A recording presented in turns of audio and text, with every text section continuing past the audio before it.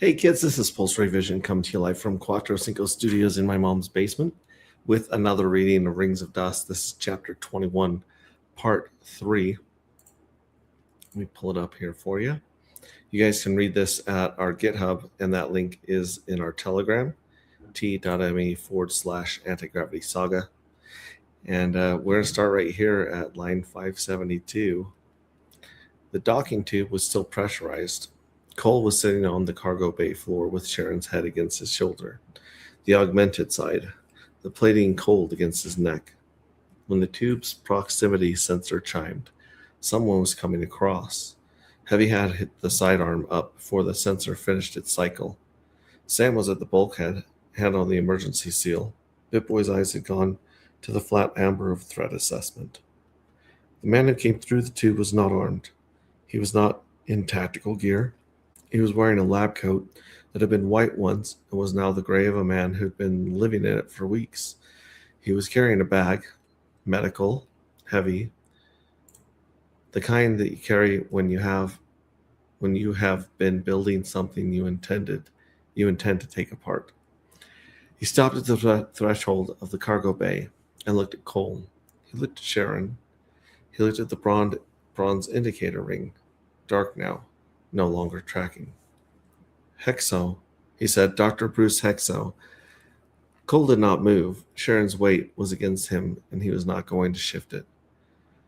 I built what they told me to build, Hexo said. His voice was steady in the way a voice is steady when the person speaking has been rehearsing this moment for months. They took me the same night they took her. I was in my apartment.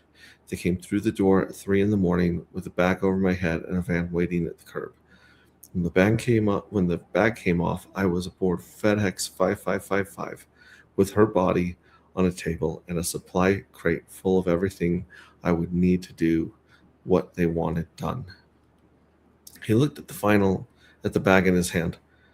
I did it. I built every system they asked for, the augmentation, the conditioning, the weapons integration. I did it because the alternative was much worse and because I was the only person in the room who could do it carefully enough to leave it a way back. He paused. I kept notes on everything, every system I installed, every conditioning layer, every override I built in, so that someone, Gracie or whoever came after, would have the map to reverse it. Cole looked at Gracie. Gracie, who had been running quietly in the background since she was born in the same cargo bay, manifested just enough presence that Cole could feel her attention sharpen. He kept notes, Gracie said, in the way that she said it. Cole understood that the notes were not just a record, they were a surgical guide. The roadmap Gracie and Hexel would follow together, software and medicine, architecture and anatomy, to bring Sharon the rest of the way back. The conditioning architecture they had me build, Hexo said, wasn't original work. Oh, it wasn't original work. It was adapted from a pre-commercial software build, a base code that was never designed for human hosts. He looked past Cole. He was looking at BitBoy. That code, his architecture, the Federation's EM cyber program. Alpha took it, scaled it, and gave it to me as a template for what they wanted done to her. Cole followed the line. The chimp in his lap, the junkie monkey, the test subject from the cage, the animal who'd been watching Fight Club with Heavy every night for 3 years, was the template for the thing that had been done to Sharon. Gracie quietly. That's why I could read it. The code is descended from him. I recognized it the moment I got inside. Hexo reached into his jacket pocket and held something out. Cole looked at it. The copper wire ring. Small. A smooth pebble bent into the top, the wire still holding its shape. She had it on when she came in, Hexo said. I took it off before the augmentation. A pause. I thought someone should have it. Cole took it. He closed his fingers around it. I'm happy to go wherever you're going, Hexo said. He set the medical bag down on the deck. I'm done with Alpha Corp. Heavy lowered the sidearm. Sam took her hand off the seal. BitBoy's eyes shifted from amber back to their usual brown. Nobody said anything for a while. The Golden Dawn hummed its long, quiet hum. Sharon breathed against Cole's shoulder, both lungs, both sides, the augmented ribs expanding in a rhythm that was hers and not quite hers. The copper wire ring was in Cole's fist. He was going to hold it for the rest of the journey home. 620, 622, both have bricks. Sam had been at her station when the contact appeared. 0314. The scanner flagged it at the outer edge of the range with Gracie's particular precision. Not alarm, attention. She had woken Cole before Gracie had finished the trajectory pull. She had stayed at her station. She'd been calibrating to Gracie since the cargo bay quietly from the edges, the way she approached most things. Gracie spoke differently from Iris. Iris had been a system performing intelligence. Gracie had apparently decided at some point in the previous weeks that it preferred to be honest. Sam found this professionally interesting and in a way she hadn't expected, personally moving. When the hatch opened, Sam stayed at her station. She had read Sharon T's file. The woman who came through the docking bay tube was the same person in the ways that mattered, and different in ways that were immediately visible. The arm, the gait, someone who had recently relearned the edges of her own body. She had 14 items on the post boarding signal integrity scan. Standard protocol for any transfer from an unregistered vessel. Airlock seal verification, biometric logging, active transmitter sweep, medical quarantine clearance, FedEx registry cross reference, and 8 items below those. She had started the scan when the docking caller engaged. She completed none of them. She watched Cole and Sharon's name. Oh, she watched Cole say Sharon's name for the second time in the voice he had been carrying for 6 months and working not to show. Gracie's voice arrived in her headset, quiet and unprompted. I've been waiting to meet her too. Sam sat very still. She looked like herself, she said. Yes, most things worth waiting for do. Sam went back to her checklist. Her handwriting was slightly less precise than usual for the next half hour. She did not consider this a problem. The 2 crew members of the Fed MRS 0409 did not wait. By the time Cole had gotten Sharon to the medical bay and Sam had run the first assessment, the Alpha vessel had disengaged from the docking collar and begun its departure on a course that did not require communication. Gracie tracked it until it left scanner range. 665.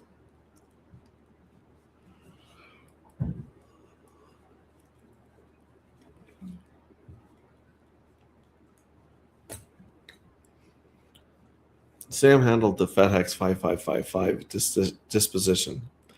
She sent a 3-line transmission to the Meridian, and Kate relayed it to a collective outpost on the Castillo corridor.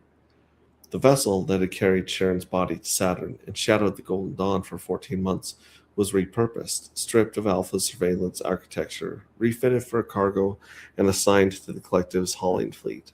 The ship that had been built to steal everything was going to spend the rest of its operational life delivering supplies. Sam did not find this ironic, she found it efficient. Cole sent the full incident report to DeMint and to the relay address that Emily had given him when they'd spoken, which Gracie confirmed went through a collective routing node. Then he sat in the medical bay on the stool that was bolted to the wall beside the examination table, and he did not leave. Sam ran the assessment in the careful, methodical way Sam ran everything. She talked as she worked, not to Cole, to Sharon, describing what she was seeing, what it meant, what it didn't mean, what the next steps looked like. Sharon asked questions, good questions, specific questions that told Sam she was dealing with a person who was accustomed to taking in technical information and using it. Sam's voice had the quality it always had when she was doing something she was good at, level and fast, completely without performance. Heavy brought some food at some point. He put it on the table beside Cole without saying anything. Cole ate it without tasting it. Bitboy climbed onto Sharon's lap during the assessment the way Bitboy had always climbed onto laps of people he had decided were his. And Sharon looked at him with a half augmented face and said very quietly, "Hi, you little bastard." Bitboy made a sound that was not his usual register. Sharon looked at Cole over the top of Bitboy's head. "He gets bigger every time," she said. "He eats whatever he wants." "Still the ethanol?" "Still the ethanol." She scratched behind Bitboy's ear, the place that made all 6 mechanical limbs go briefly limp. Bitboy sighed with the whole of himself. Sharon watched this with an expression that Cole had not seen from her before, or had not been able to see, or had not allowed himself to see, or had not had the cleared out interior necessary for seeing. Wow. Okay, let me copy that one in there.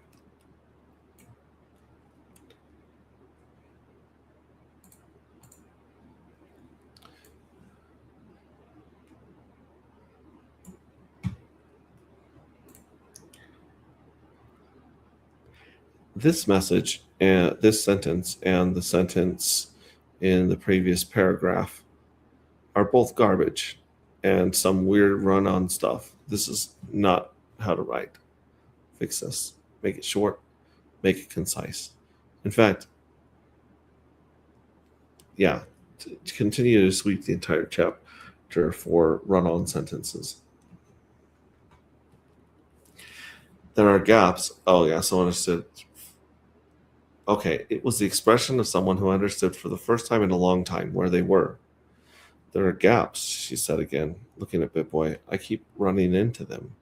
Like there's a room and the door is there, but it won't open yet." She looked up. "I remember the cabin. I remember that morning, the fire, the pancakes. I remember Emily's face when she thought I wasn't looking at her." "What else?" he said. "I remember a lot at the end of a dead road." A pause. "I remember you before that, before the mission." She met his eyes. "I remember the last thing I said to you." He had not known what she'd said. He had never been told.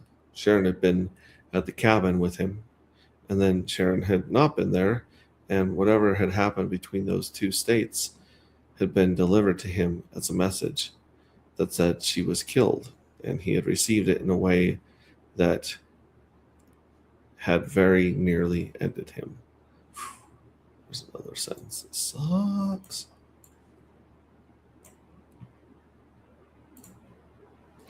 This sentence sucks also.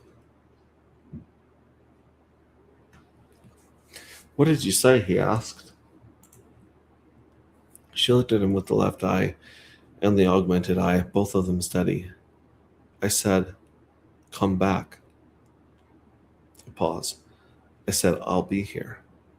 She touched the plating on her own skull with the tips of her left hand fingers, the way she had been touching it since she came back to herself, not with horror, with the methodical acknowledgement of a woman cataloging what she was working with.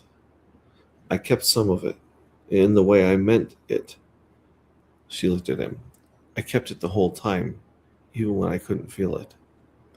The medical bay was quiet with the clinical quiet of a space where something had just ended and had been going for a long time. That had been going for a long time. Colt thought about the baby reaching for the stars. He thought about a teenage boy on the shoulder of a country road, the hazards clicking. He thought about the old man's hand through the slats of the crib. He thought, the cell's door has been open the whole time. "I'm going to tell you everything," he said, "all of it. Everything that happened. You should know all of it." "Not tonight," she said. "No, not tonight. Soon, though. Yeah, soon." She looked at the overhead again, at the ceiling of the ship. Her hand was resting on Bitboy, who had fallen asleep in her lap with the boneless completeness of a creature that had finally stopped being worried. "I'd like to see the ring," she said. When I'm cleared, I'd like to see them. They're not going anywhere, Cole said. She looked at him with a small thing in the corner of her mouth that wasn't quite a smile, but was the precondition for one. The expression he had been carrying on his interior for 7 months, like a photograph of a room he thought he'd never see again. That is one long garbage sentence. Long garbage sentence. Eventually, Claude will figure this out. Neither are we, she said. Later, much later, when the bay was quiet and Sam had gone to sleep, Ricardo was on the watch, and Bitboy was still in Sharon's lap, with his small mechanical arms draped over her augmented knee. Cole sat in the silence of the medical bay with the woman who had kept his name alive inside a prison he couldn't reach, and he thought about Conrad, who built a key before he built the lock, because Conrad was a man who planned ahead and who had understood that what you build is also what you break. And he thought about a figurine in a van and a silver stain on his thumb and the patient long chain of things that had been set in motion by people who had known, even then, that everything would need to be undone. Okay, so here's one horribly written sentence. That's insane.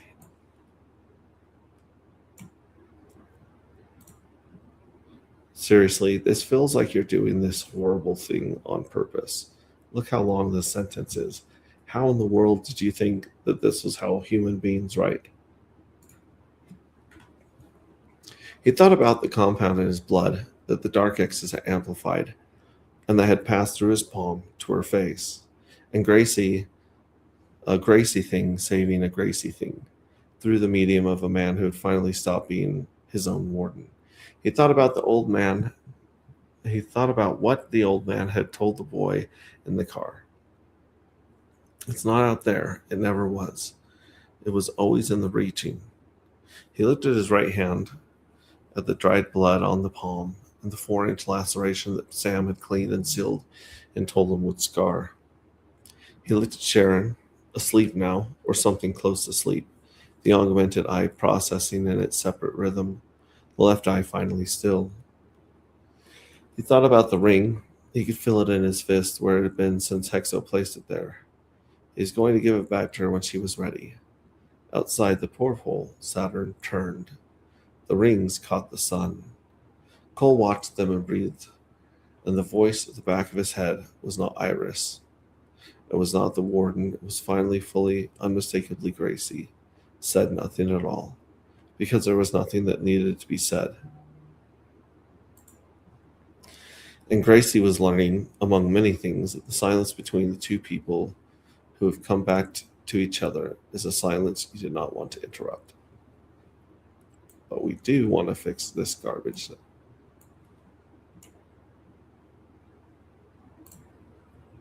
More garbage, fix it. There we go. She had been outside once, quiet, until you needed her, and quiet was the right word for it. He understood that now. He let the silence be. Taylor had made it to the escape shuttle bay before Gracie sealed it. He stood at the airlock with his hand on the release, and the release did not respond. The console was dark. The shuttle's ignition sequence, which should have been waiting for him, was not waiting for him. The ship had changed hands in the time it took him to walk 2 corridors. Captain Glenn, Gracie's voice, warm now, wry, nothing like Iris. The shuttle is offline. The bridge is offline. Comms ray is mine. You're welcome to return to your quarters. Taylor stood at the sealed airlock for a long moment. He was not panicking. He was assessing the specific quality of a man who has run every contingency and is encountering the one he did not model. I don't like that. I don't think she should let him go right back to his room.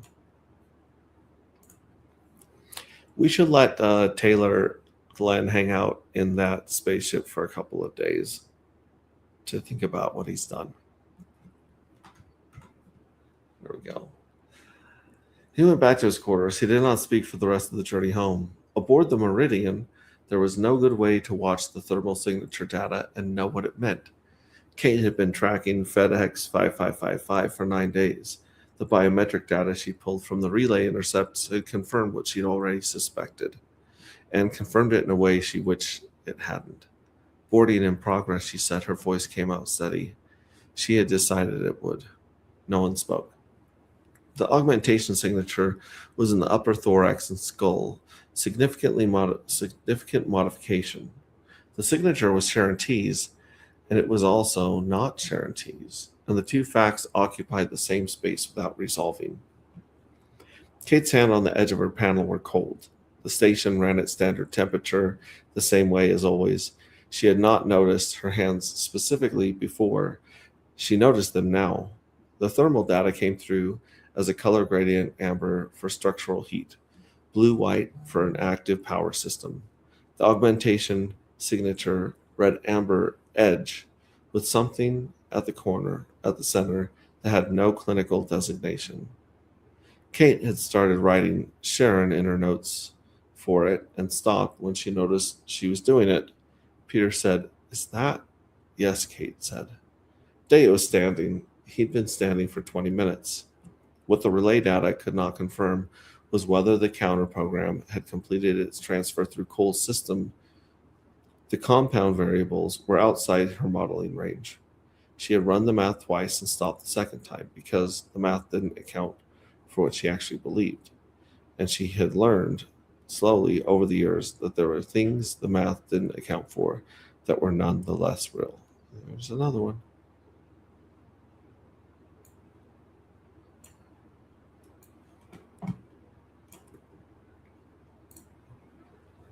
Fix this garbage.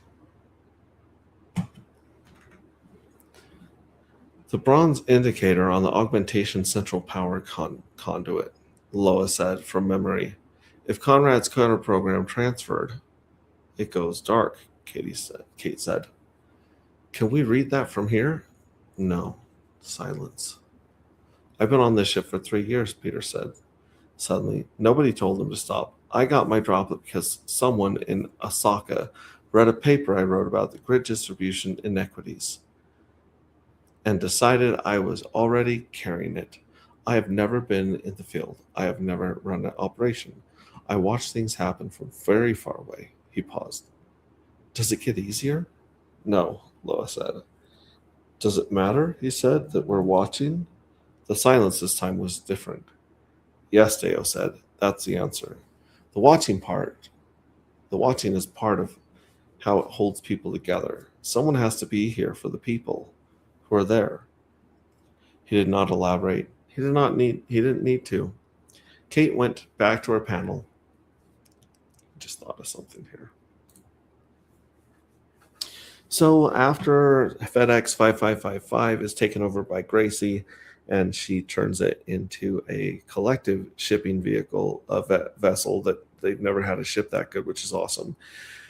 The Meridian should dock with the giant, nice FedEx 5555, and the crew of the Meridian should be enjoying a beautiful, nice, expensive ship instead of being stuck in the Meridian wondering about Sharon. Also, by now, because they're being the relay to the Federation, they would already be up to speed on what happened with Sharon through Sam's communication.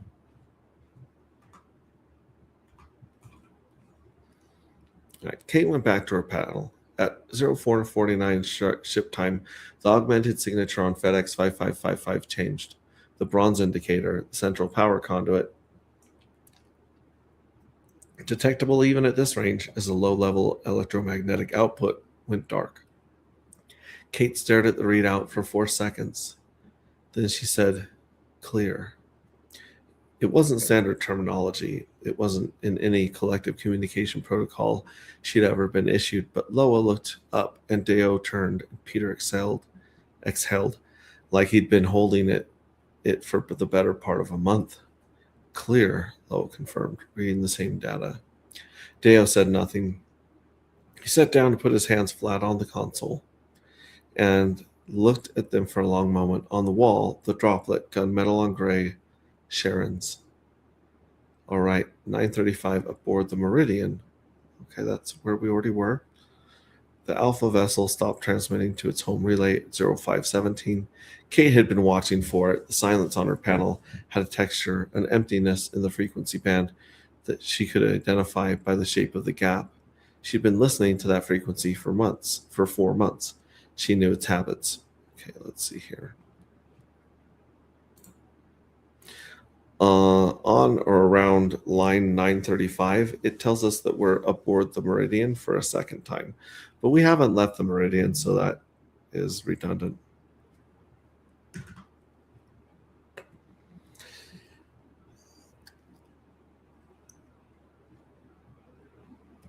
She knew its habits. When a ship that has been running continuous encryption traffic to 3 separate alpha relay nodes goes completely silent in under a minute, it's either a catastrophic failure or something has changed. Hands. The ship was still powered. All the thermal signatures said so. It's not dead, she said. No, Loa agreed. She was running signal pattern analysis, her hands moving fast. The faster than Kate had seen her move in weeks. It's restructured. Whoever's talking to the relay nodes is now using a completely different encryption architecture. She paused. It's not alphas. Deo had come back from his quarters at a pace that was not quite running. He stood behind Kate's station and read the same data she was reading.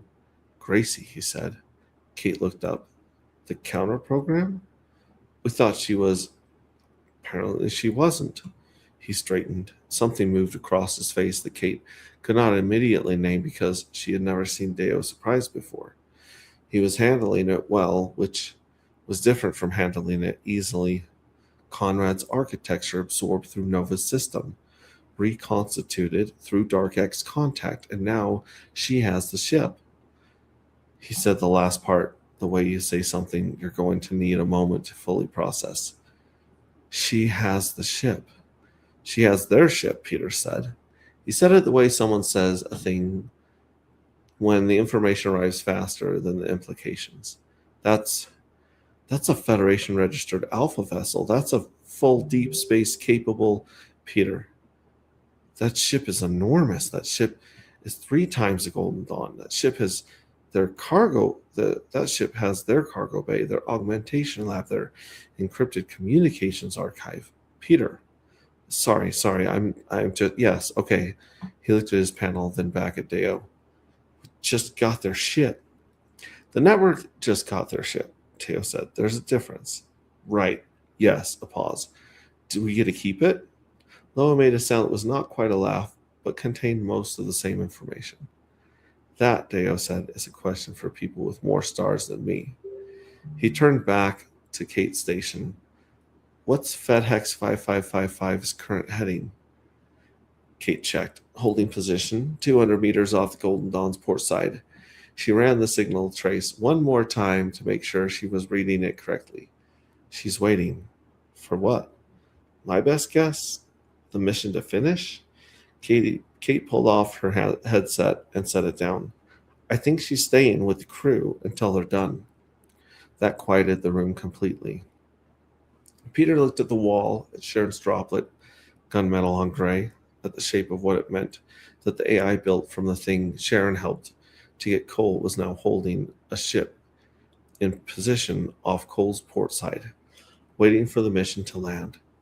She's been in his bloodstream since the cabin, she said quietly. It wasn't a question, it was just placing it somewhere he could look at it. Yes, Kate said. And now she has their ship. He was quiet for a while. Then he wrote something in the mineral survey notes and did not show it to anyone. All right. Woo! That's fun. Okay, so if you enjoy what you've heard here, or if you're just confused and you need to know what happens before or after, you can go to our website, agproject.io. This is the cryptocurrency project that's got its own token and its own NFTs that are inspired by the book here, explained by the book, and also the book is inspired by the project. So they inspire each other. The art in the NFT inspires that. We have some crazy fan fiction written by yours truly, Red Squirrel, here that's in our Telegram. You can check that out. Hey, Believe in Yourself, what's up, buddy? Yeah, good to see you guys. Yeah, I just want to wrap this up before I came on later and did a update. I believe we've got, let's see here, we have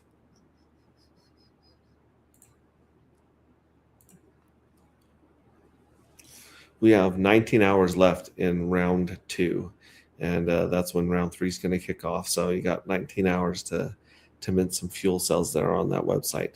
Also, like I said, the Telegram t.me/anti-gravity saga.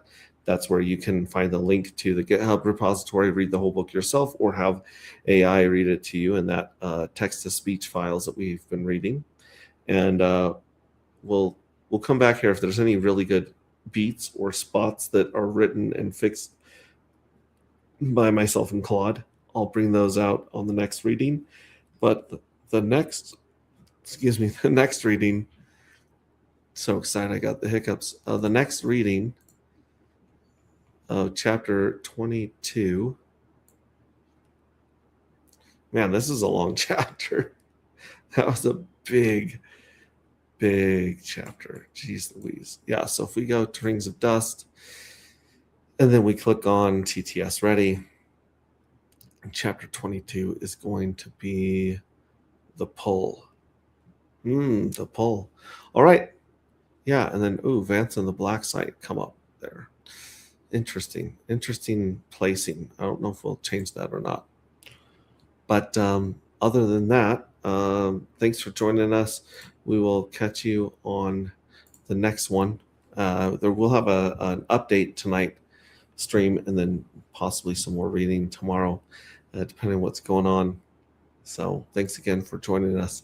We'll catch you on the next one.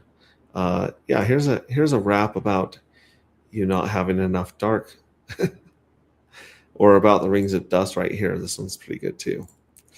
All right, see you guys. Ciao. Darker matter.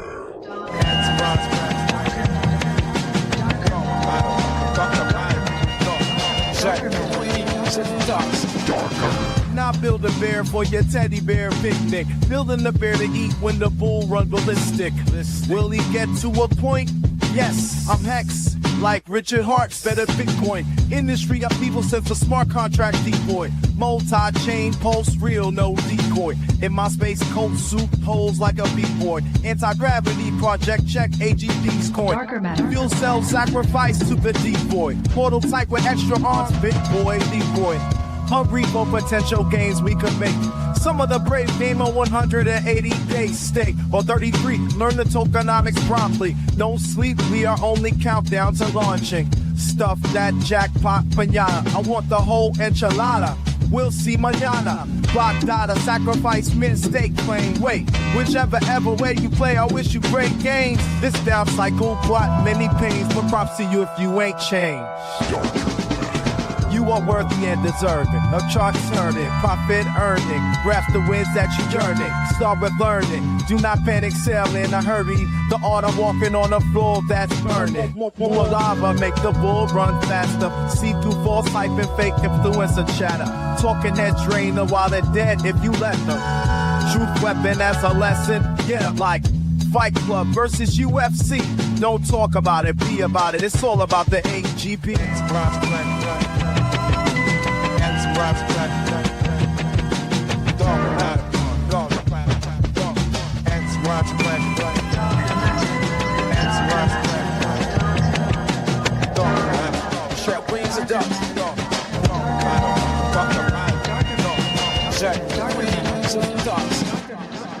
Darker.